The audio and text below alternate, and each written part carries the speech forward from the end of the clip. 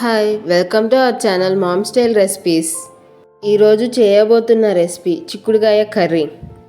Stove పైన కళాయి పెట్టి కర్రీకి సరిపడా ఆయిల్ వేసుకుని వేడెక్కాక తాలింపు దినుసులు, జీలకర్ర, ఉల్లిపాయ ముక్కలు, పచ్చిమిర్చి వేసి మిక్స్ చేసుకోవాలి.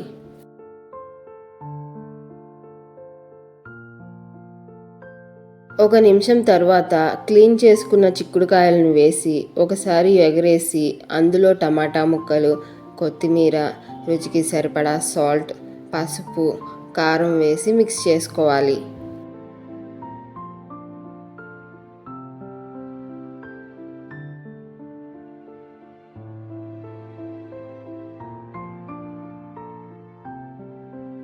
మూత పెట్టి టమాటా ముక్కలు సాఫ్ట్గా అయ్యే వరకు ఉంచాలి.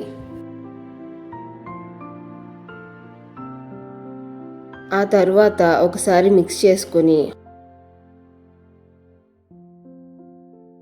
1/2 లీటర్ వాటర్ పోసి మిక్స్ చేసి